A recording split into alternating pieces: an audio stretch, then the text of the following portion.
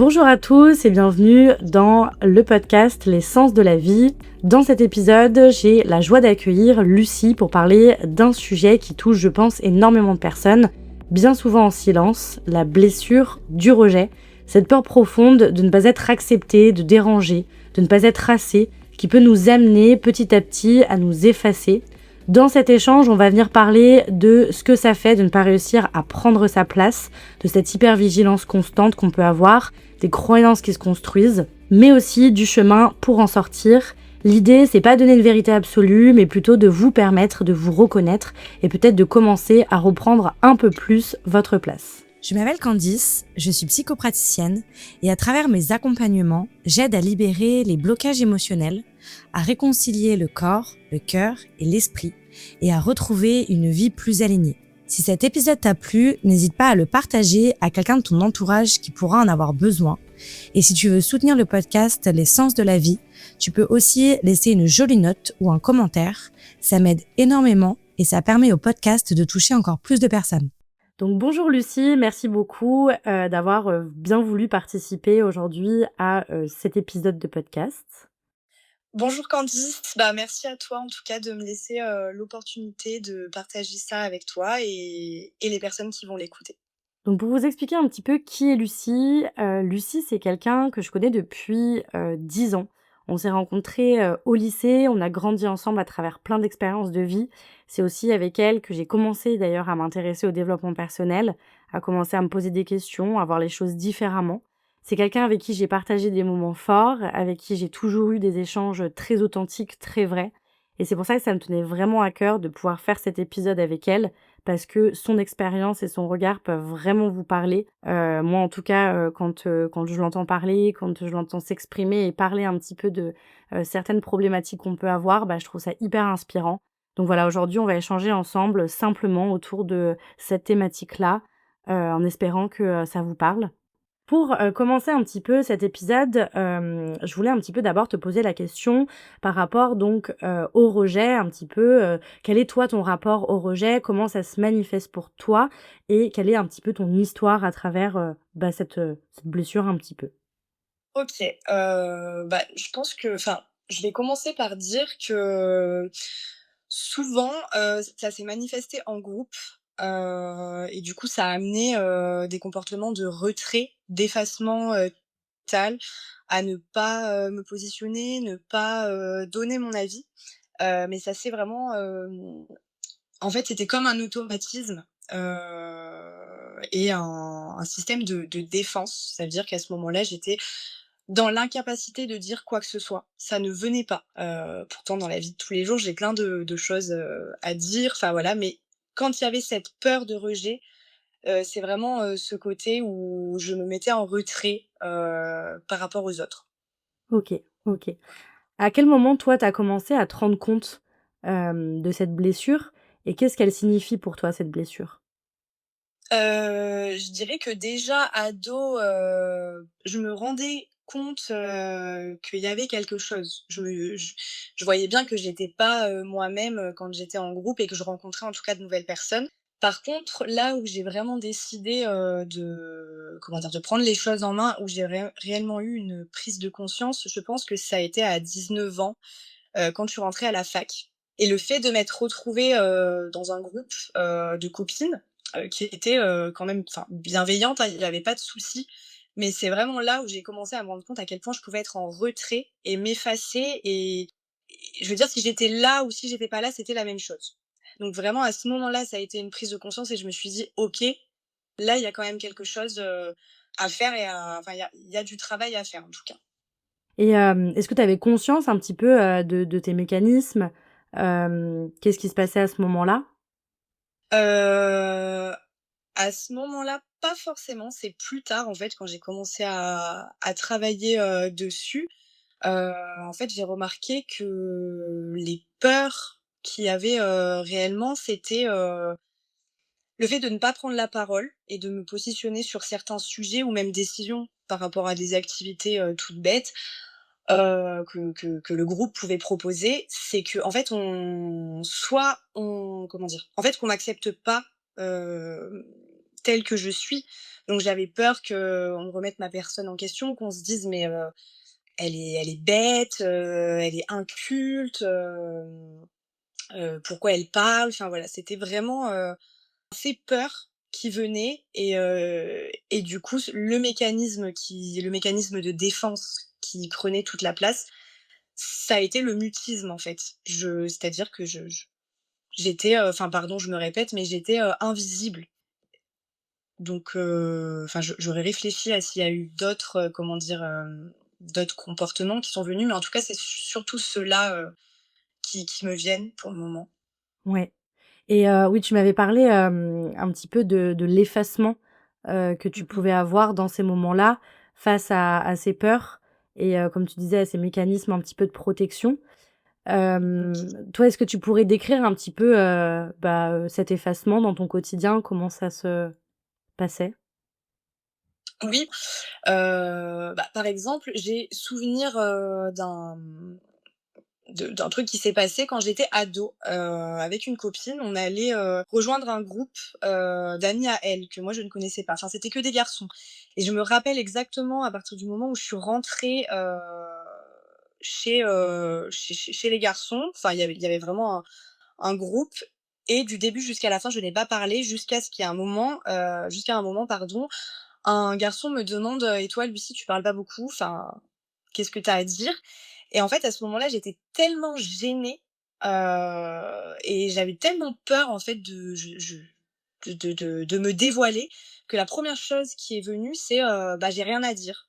Bah, j'ai rien à dire, enfin, mais d'un ton, très sec, comme si, en fait, ça voulait dire: «Bah, tais-toi, tu me fais chier, enfin, me pose pas de questions». Alors que en réalité, ce qui se passait pour moi, ce n'était absolument pas ça. C'est que j'avais tellement peur du regard des autres et de ce qu'ils pouvaient penser, de moi, que direct je me suis fermée. La seule chose qui est venue, c'est ça. Heu, alors que j'avais envie de parler, que j'avais envie de partager, des choses avec eux, mais système de défense quoi, vraiment. Ouais, ouais, complètement. Mais en fait, c'est hyper intéressant ce que tu dis parce que justement, quand on est un petit peu, face à la peur du rejet, à la blessure un petit peu du rejet, il y a souvent des comportements qu'on retrouve, comme tu décris. Donc déjà, le fait de s'effacer, de pas oser parler, de pas oser donner son avis. Ça peut être aussi se suradapter aux autres, de dire oui alors qu'on pense non, avoir peur de déranger, trop analyser le regard des autres, se censurer. Comme tu l'as dit, se sentir de trop, chercher à être, parfait pour être aimé et je pense que, c'est vraiment important de dire que quand on vit ça, bah, c'est vraiment pas évident parce que sur le moment, on n'a pas l'impression de choisir ses comportements. C'est, presque automatique comme si, voilà, enfin, c'est vraiment une manière de se protéger et dans tout ça, toi, qu'est-ce qui te parle le plus par rapport à ton vécu? Et ben, dans les comportements là que tu as indiqués, honnêtement, je pense que je les ai tous, ou tous eus. Alors ils se sont pas manifestés tous en même temps, c'était vraiment, par rapport, à chaque situation. Il y a des fois, je pouvais en avoir plusieurs et il y a des fois qu'un seul, enfin voilà. Mais, je reviens par rapport au fait en fait, j'ai développé une capacité, d'adaptation Ouais. aux autres et c'est tellement devenu une habitude, pardon, que c'est comme si j'avais musclé mon cerveau à réagir comme ça et en fait, j'en venais même à ne plus savoir ce que moi je voulais vraiment. Ça veut dire que je disais «oui» aux autres et ça m'allait très bien. Enfin, il y a eu des moments où j'en suis arrivée là, où en fait, j'entendais même pas que ça ne me correspondait pas. J'en venais juste à dire, «Oui, ça me va», parce qu'en fait, j'étais un peu là, comme si tout m'allait, en fait. Moi, je suis les autres et ça me va. Donc il y a ça quand même qui s'est développé chez moi par rapport au fait de se suradapter et puis j'ai souvenir aussi qu'en fait, il y a des fois, j'avais tellement peur, voilà, du rejet et du jugement des autres que j'anticipais ce que j'allais dire, à l'autre. Alors je sais pas comment mon cerveau faisait, hein, parce que parler et réfléchir en même temps, c'est pas facile, mais voilà, j'étais carrément comme ça et même aussi, par rapport aux amitiés, en fait, quand je commençais à développer une amitié avec quelqu'un et que j'étais vraiment dans l'idée d'être moi-même, de voilà, de créer une amitié avec cette personne sincère et authentique, et je rejoins aussi le couple. parce que j'avais ce mode de fonctionnement en couple, Ouais, j'allais c'est, justement te poser la question de savoir comment ça avait impacté tes relations, justement. oui, bah, voilà, bah, nickel.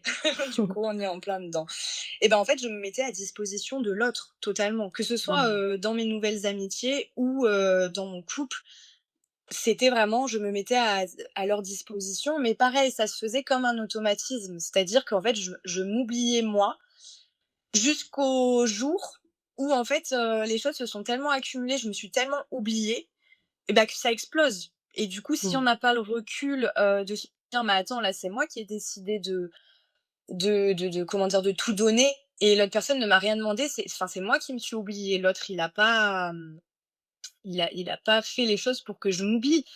Heu et bah, du coup, après ça peut, comment dire? Générer, de la comment dire? De la frustration, en fait et on peut en venir à faire des reproches à l'autre parce que nous-mêmes, on s'est tellement oubliés qu'on se sent plus comblés Mmh. et si on revient pas à soi et ben, ça peut être facile d'accuser l'autre aussi.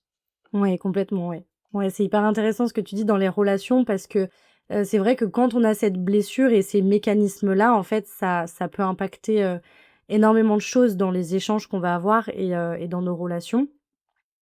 Et justement, je voulais, un petit peu en venir à, ton enfance. Toi, tu arrives à faire quel lien avec ton enfance? Je sais que tu as un petit peu travaillé sur toi, que tu as déjà eu pas mal de prise de conscience sur tout ça. Moi, quels sont les liens que tu fais avec ton enfance par rapport à cette blessure?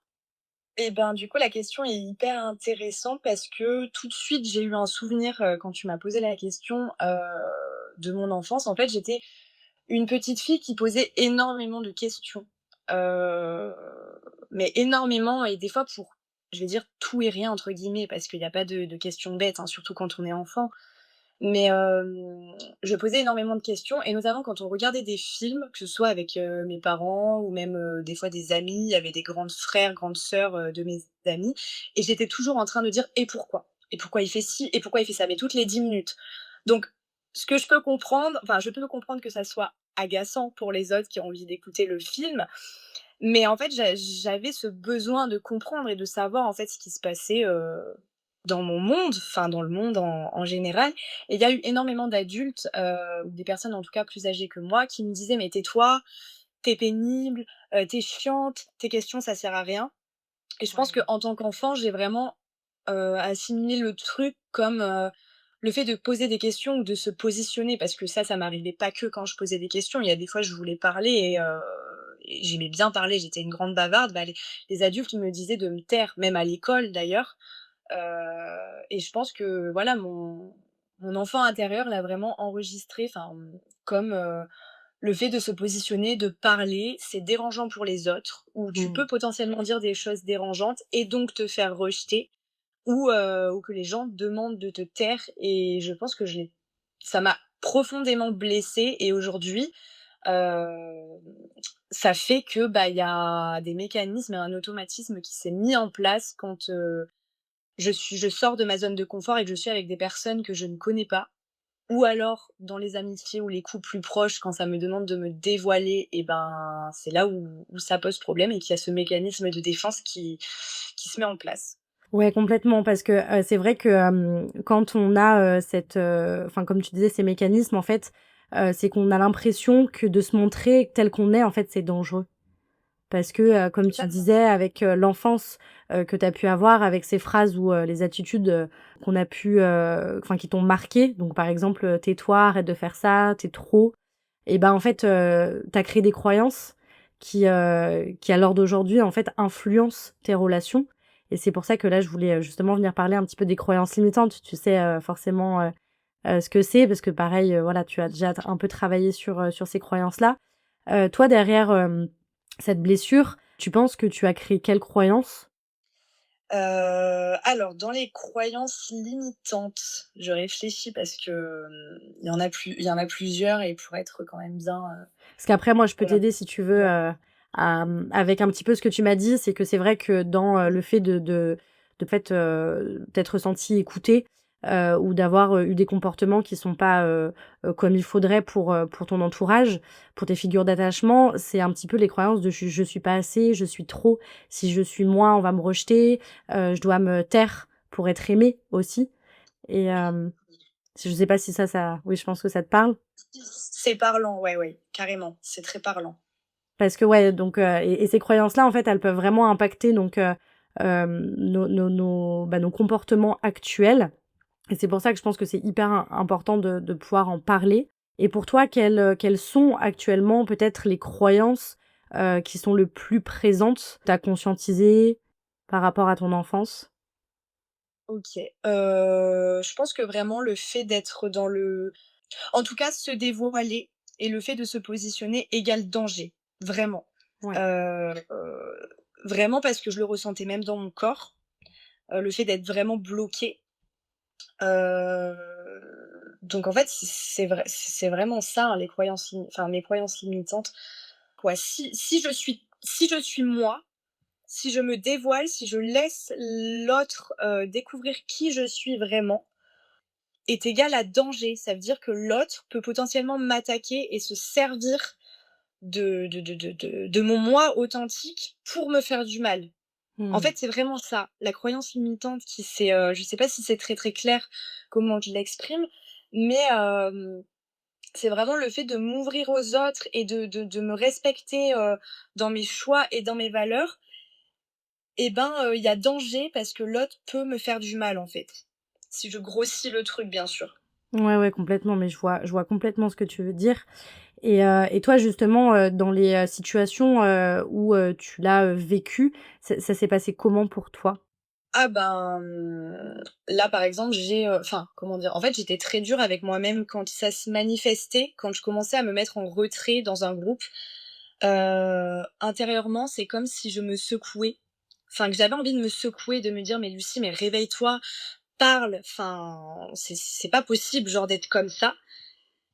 Mais il y avait rien qui se passait. En fait, à part m'auto-flageller et me dire des choses, pas cool et qui me rabaissaient encore plus, il y avait rien d'autre qui se passait parce que je veux dire les autres en face, dans ces moments-là, je veux dire ils étaient pas méchants avec moi, il y a pas eu de ça. Hem, donc au final, en fait, je dirais que j'induisais moi-même, ce que je voulais éviter vu que moi-même je me mettais en retrait, je me mettais des bâtons dans les roues. Au final, avec ce comportement-là, j'avais pas vraiment d'interaction avec les autres. Après, les autres pouvaient venir vers moi, et heureusement d'ailleurs parce que ça m'aidait quand même un peu à je veux dire, avoir de la conversation, mais avoir des interactions dans le groupe et que ça soit, comment dire? Que ça soit ouvert à tout le monde, là, c'était beaucoup plus difficile. Ouais. Avec une personne, ou 2, je pouvais arriver quand même à avoir plus de discussions, mais dès qu'il y avait vraiment une conversation, dans tout le groupe, c'était beaucoup plus difficile. Ouais, c'est très intéressant aussi ce que tu dis parce que, tu parlais justement, des comportements que, tu avais envie. En fait, tu avais envie de te secouer, tu avais envie d'y arriver, mais c'est vraiment quelque chose qui est tellement fort, en fait, qui t'empêche vraiment de pouvoir le faire et tu as parlé aussi, je crois, enfin, où tu m'en avais parlé, du fait que ça passe aussi vachement par le corps. Que dans ces moments-là, en fait, quand tu es, bloqué face à cette situation-là, bah, qu'en fait, ça reste pas que dans la tête, ça passe aussi par le corps. Et toi, justement, comment, ça se manifestait dans ton corps? Du coup, hyper intéressant parce que, comment dire? Franchement, c'est comme si tout était bloqué. Je me recroquevillais, enfin, par exemple, ça passait aussi par les mains. Je ne savais pas quoi faire de mes mains, donc c'est changer de position, souvent, c'est avoir vraiment l'impression qu'on n'est pas à notre place, que le corps est pas à sa place. Enfin, ça rejoint aussi le positionnement, que ce soit dans la parole, mais aussi du coup dans le corps. Et je pense aussi, étant donné qu'il y a énormément de choses qui viennent de l'enfance. Enfin là, pour ma part, en tout cas, cette blessure-là, elle remonte à très loin, étant donné que j'ai souvenir de quand j'étais petite. Enfin, je reprends l'exemple par rapport au film et au fait que je posais beaucoup de questions. Je pense que ça c'est vraiment que ces émotions-là et ces blessures se sont cristallisées dans mon corps et que, le travail sur soi passe aussi par le corps parce qu'on peut des fois débloquer des choses, par l'esprit, avoir des prises de conscience, mais il y a des fois ça s'est tellement ancré qu'un travail sur le corps est nécessaire effectivement. Ouais, bah, c'est justement, pour ça que, je trouve que c'est très intéressant de pouvoir en parler parce que, justement avec, ma pratique, moi je vais beaucoup travailler avec, le psycho-corporel pour, justement aussi aller, redonner l'information au corps, qu'en fait on est à sa place et qu'on peut prendre sa place et que ça ne se joue pas uniquement avec les prises de conscience de, nos croyances, de nos comportements, mais que, je pense qu'un travail, un peu plus, approfondi sur, le corps, sur ce qu'il a pu enregistrer, sur ce qu'il a pu cristalliser à ce moment-là, bah, ça reste hyper important. Oui et c'est génial que tu proposes, ça parce qu'en fait, le fait de mettre les 2 en commun, bah, c'est encore plus libérateur, forcément.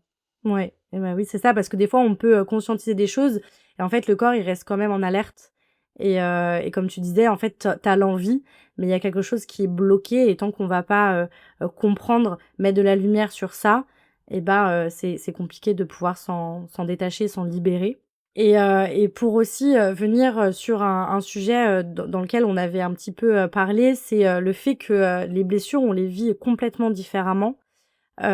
Justement, c'est pour ça, en fait, moi, j'avais déjà un petit peu parlé, de cette blessure du rejet, du fait de pas réussir à prendre sa place, de la peur du jugement, de la suradaptation aussi qu'on peut mettre en place avec des comportements. C'est vrai que mes podcasts, enfin mes épisodes, ils sont vachement axés sur ça. Mais en fait, c'est hyper intéressant d'avoir aussi ton point de vue parce qu'il y a certaines personnes qui vont, voilà, le vivre en s'effaçant, d'autres qui vont être plus dans l'attaque ou, dans le fait de rejeter avant d'être rejeté, d'autres vont fuir et donc toi, en fait, comment ça se joue, en fait, cette blessure? Comment toi tu la vis? Alors en fait, moi, au tout début, je pensais que la blessure du rejet, c'était, le masque du filant et du coup que ça amenait un comportement, comment dire? Qu'en fait les qu'on allait avoir du mal à communiquer avec les gens, que dès qu'il y avait un souci ou quelque chose qui allait nous toucher, bah, la personne allait fuir et elle allait pas, être dans la communication. Je pensais que c'était vraiment ça et en fait, quand on en a parlé, tu m'as fait découvrir, heu, que ça pouvait aussi se manifester, autrement et que c'était pas que, comme je l'ai décrit, là juste à l'instant. Oui, parce que, c'est vrai que quand on en avait parlé, en fait, je t'avais, un petit peu parlé donc, de des blessures et des masques qui pouvaient s'accompagner avec les blessures et que dans le rejet, c'était le masque entre guillemets un peu du fuyant, mais que c'était pas la fuite, uniquement physique. Ça pouvait être une fuite intérieure, de fuir un petit peu, par exemple, les échanges, de fuir, comme tu disais, le fait de sortir de sa zone de confort. C'est pas qu'une fuite physique, ça peut aussi être un évitement intérieure et c'est ça que je Mmh. crois que tu avais, un petit peu conscientisé à ce moment-là? Oui, c'est ce qui me parlait effectivement, notamment en fait le fait de, bah, de fuir mes comment dire? De fuir mes besoins, dans les relations amicales ou, amoureuses en fait, je me comment dire? Je me dévoue entre guillemets 100 à l'autre et en fait je fuis mes besoins, et mes valeurs et en fait le fait de l'avoir, conscientisé quand on en a parlé, ça m'a donné aussi une autre vision de cette blessure et du coup j'ai pu, bah, comment dire? Avoir d'autres prises de conscience aussi donc c'est hyper intéressant. Ouais, c'est, et aussi, bah, je rebondis un petit peu sur ce que tu dis, parce que je pense que les personnes qui nous écoutent, peuvent aussi beaucoup se retrouver dans le fait de s'oublier, comme tu disais, d'oublier ses besoins. Toi, comment tu l'as vécu? Comment tu le vis? Hem, le fait d'oublier, de m'oublier en fait dans les relations, Ouais, le fait de heu t'oublier, le fait de pas écouter peut-être, tes besoins, de t'effacer. ah bah, ça a amené, comment dire? Un grand mal-être. En fait, sur le moment, on le sent pas. Si je prends exemple, d'une relation amoureuse, étant donné que c'est un mode de fonctionnement, qu'on a mis en place, depuis des années, peut-être depuis petit, on s'en rend pas compte. Donc en fait, on donne, on fait sans réfléchir, sans se dire: «Je fais ça parce que derrière j'attends ça». Bien sûr que ça, quand on le fait, on s'en rend pas compte. Sauf qu'il y a un moment donné où on arrive à un épuisement émotionnel, un épuisement en fait de soi. Hem et on se sent complètement perdu et en fait ça amène, comment dire? Enfin moi je sais que quand je suis arrivée au bout de ça, quand j'étais dans la relation, le moment où j'étais pas consciente de ça, ça s comment dire? Ça s'est manifesté en faisant des reproches à l'autre. Mmh. C'est-à-dire que enfin et en plus de ça, forcément, comment dire? Étant donné que j'avais cette souffrance, enfin cette blessure pardon, j'allais vers des relations qui me faisaient ressentir ça aussi. C'est-à-dire que, bah, la personne, en face, elle avait sa problématique, mais elle me faisait aussi vivre du rejet et du coup, mais elle me demandait rien. Ça veut dire que moi je donnais, en espérant que la personne, elle allait faire pareil. Mais quand je dis en espérant que la personne allait faire pareil, encore une fois, c'était inconscient parce que dans ma tête, en fait, c'était logique.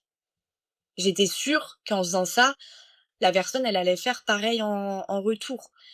Et étant donné que je me suis rendu compte que non, parce que, bah, j'étais dans le trop et qu'il y a un moment donné, oui, OK, on peut faire des choses pour les autres, mais si on s'oublie totalement, ça peut pas fonctionner. Et on peut pas reprocher à l'autre de ne pas faire autant, que nous. Parce que vu qu'on le fait pas dans une bonne vibration et qu'on est dans le trop, enfin, ça amène quelque chose de malsain.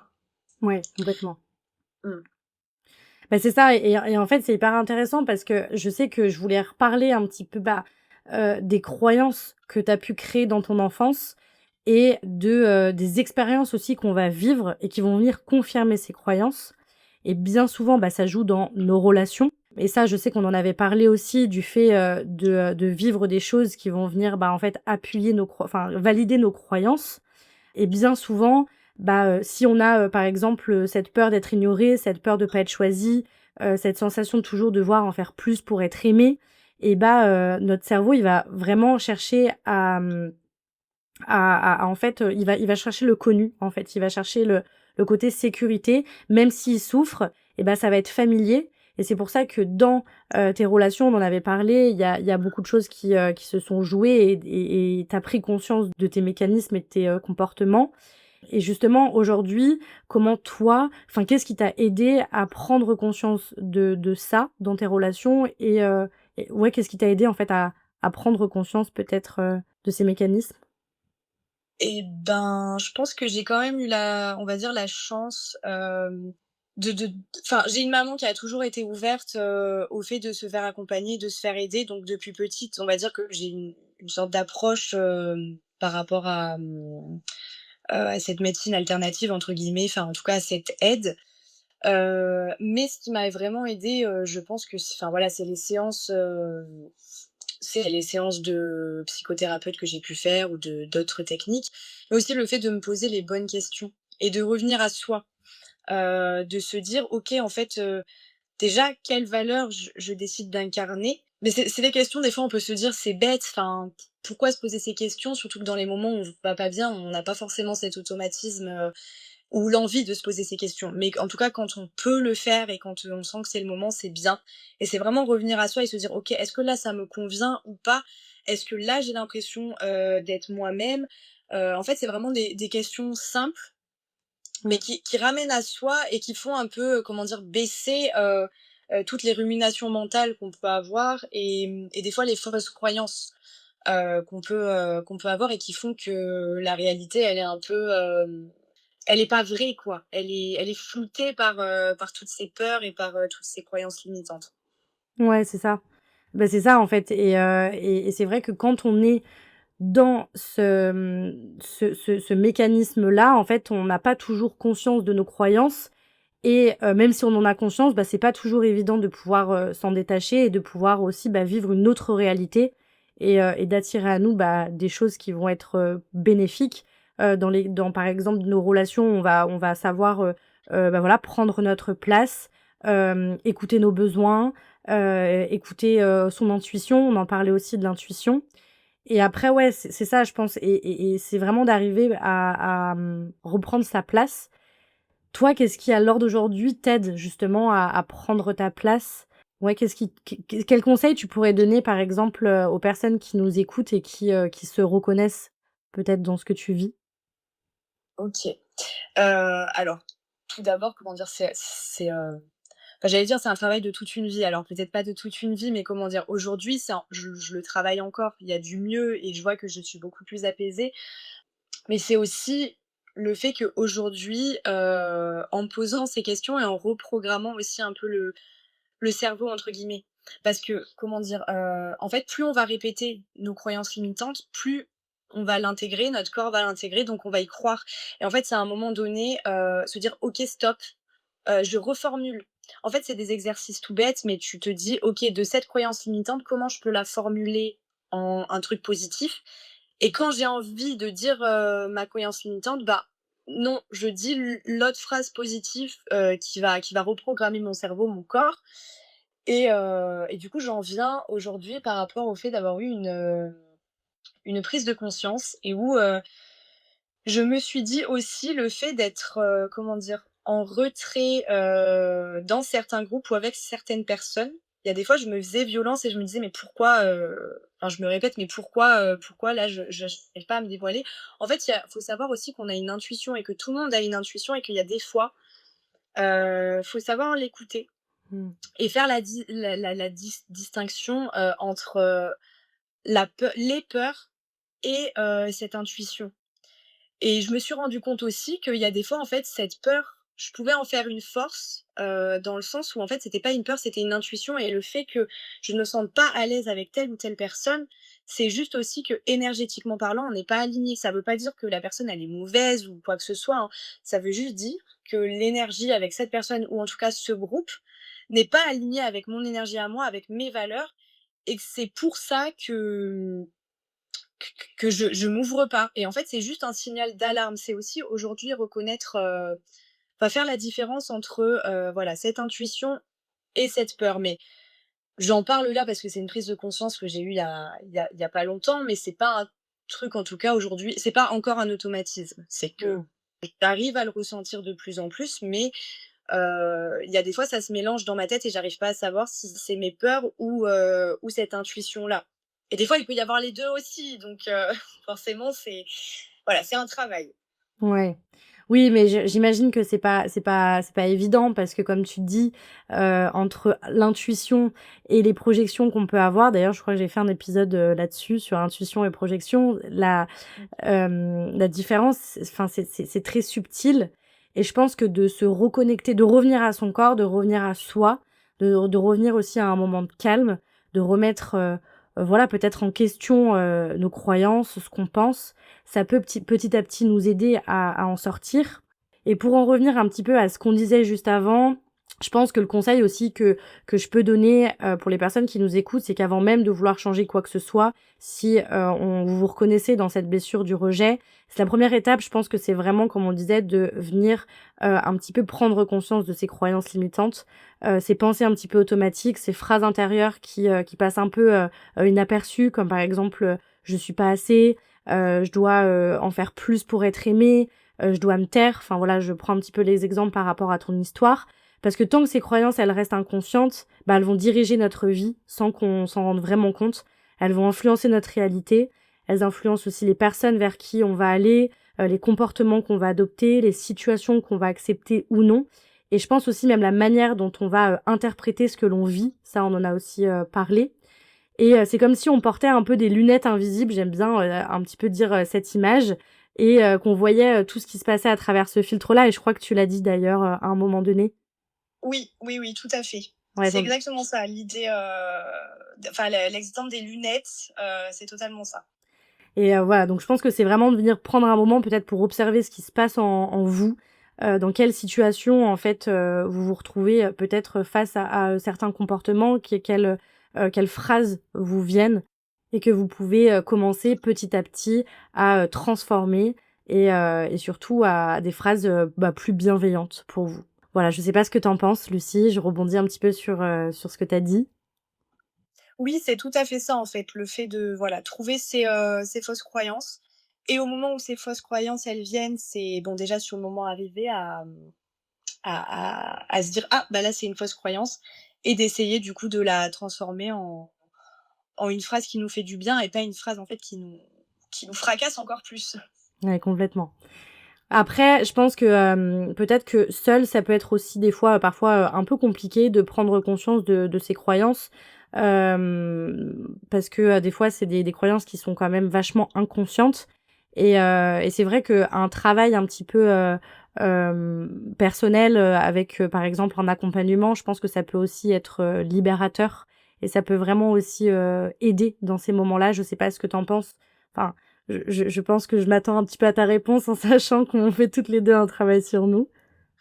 Oui, complètement, c'est que alors je ne dis pas que sans travail, c'est pas possible, hein, mais en tout cas pour ma part et pour mon expérience, en fait, heureusement que j'ai eu cet accompagnement, depuis petite et même durant l'adolescence parce que c'était très dur et même encore.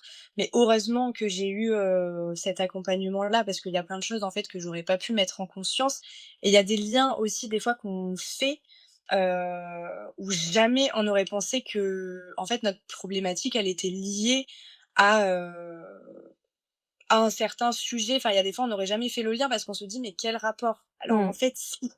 Donc d'où le fait, que des fois, c'est important, en fait, de se faire aider parce que, bah, une professionnelle, en fait, elle va avoir aussi le recul nécessaire pour, te guider et peut-être te dire: «Bah, tu m'as parlé de ça, moi, je vois un lien par rapport à ça». Et toi justement, avec le travail que tu as pu faire, qu'est-ce qui aujourd'hui est différent pour toi par rapport à cette blessure? Alors il y a pas mal de choses. Déjà juste, le fait d'être, plus, comment dire? D'être moins dure avec moi et en fait de m'accepter et de me dire, déjà d'une, il y a des fois enfin on n'est pas obligé d'être toujours à 100 et de se dévoiler, à tout le monde. Il y a des jours avec, il y a des jours sans. Hem et du coup, bah, comment dire? Le fait de reprogrammer ces fausses croyances, ça me permet vraiment d'être plus apaisée, en fait, avec les autres. Heu, de me dire: «J'ai le droit d'être moi, en fait» et d'avoir moins peur, de ce rejet et d'accepter aussi, qu'on ne peut pas plaire à tout le monde. Parce que dans mon conscience, ça s'était vraiment inscrit comme ça, il fallait que limite que je sois parfaite et que je plaise à tout le monde et si je ne plaisais pas à quelqu'un, catastrophique, je remettais toute ma personne en question, comme si c'était moi, la fautive, alors qu'en fait non, on ne peut pas s'entendre avec tout le monde et ça c'est, comment dire? C'est enfin je dirais même que c'est presque scientifique que tous les êtres humains ne sont pas faits pour s'entendre et c'est pas grave en fait, on est je sais pas combien d'humains sur terre, on trouvera bien quelqu'un, qui va nous aimer et nous accepter, pour ce que l'on est. Mais je dirais d'abord que si nous-mêmes, on ne s'accepte pas et qu'on ne s'aime pas, comment les autres le peuvent? Je pense que c'est pas possible et que ça part aussi de là. Donc, le fait d'avoir mis aussi tout ça en conscience, ça me permet aussi d'avoir ce discours-là aujourd'hui. Parce qu'il y Ouais. a quelque temps de ça, j'étais pas capable de voir les choses de cette manière et de tenir ce discours. Ouais, complètement, complètement. Bah, merci beaucoup en tout cas, pour, bah, ton partage. Qu'est-ce que tu aimerais peut-être dire, aux personnes qui nous écoutent, qu'elles puissent retenir peut-être de cet épisode? Alors déjà, en tout cas, merci beaucoup à toi parce que je suis vraiment contente d'avoir pu, partager, ça avec toi et d'en discuter. Je trouve que c'est très intéressant et pour les personnes qui vont nous écouter, je dirais que le fait de se faire aider, en fait, c'est hyper important et qu'il y a pas de honte à avoir et qu'aujourd'hui, on est quand même une génération à être de plus en plus ouvert à ça et heureusement, parce que, j'aime bien utiliser l'expression, enfin, comment dire? Cette petite métaphore, par rapport au fait que en fait, c'est comme si on avait des bagages sur le dos et que plus on vieillit, plus si on ne se fait pas aider, ces bagages, ils vont devenir lourds, très, très lourds et en fait, on va se les traîner tout au long de notre vie et le fait de se faire aider, ça permet d'alléger ces bagages. Je ne dis pas du tout que j'ai toutes les connaissances, loin de là, mais qu'aujourd'hui, le fait de m'être faite aider, jeune, je pense que ça me permet de me débarrasser de plein de bagages et que quand j'aurai 40 piges, je serai bien contente aussi de pas me les traîner derrière. J'en Ouais. aurai sûrement quelques-uns, hein, parce qu'à mon avis, voilà, on en a toujours et c'est un travail de toute une vie. Mais ce qui nous pourrit la vie, c'est important de les voilà, de désamorcer tout ça et juste pour le bien-être, en fait et l'avancement, quoi. Ouais, de Voilà. pas rester bloqué, dans ce schéma-là, en fait, dans ces peurs et dans ces comportements qui peuvent vraiment, comme tu dis, bah, nous pourrir la vie, en fait. Totalement. Complètement. Et ben merci beaucoup en tout cas, Lucie, pour, bah, ton partage. Voilà, pour, d'avoir été là aujourd'hui. J'espère qu'on se retrouvera peut-être pour, d'autres épisodes. En tout cas, voilà, vraiment je tiens à te remercier parce que cet échange, il a vraiment été, très intéressant, très constructif, je trouve. Et si vous vous êtes reconnus dans cet épisode, peut-être que, voilà, ça va mettre, des mots sur quelque chose que vous vivez depuis longtemps et j'ai envie de vous dire une chose, c'est que vous n'avez pas besoin de vous effacer pour être aimé. Votre place, elle est déjà là. Elle existe déjà et le plus important, c'est d'en prendre conscience. Si cet épisode vous a parlé, vous pouvez le partager à quelqu'un de votre entourage qui pourra en avoir besoin. Si cet épisode vous a parlé, vous pouvez aussi nous partager votre expérience en commentaire. Je pense qu'on serait curieuse d'avoir vos retours. Et vous pouvez aussi vous abonner au podcast Les Sens de la Vie pour ne pas manquer les prochains épisodes. Merci beaucoup pour votre écoute et je vous dis à la semaine prochaine pour un tout nouvel épisode.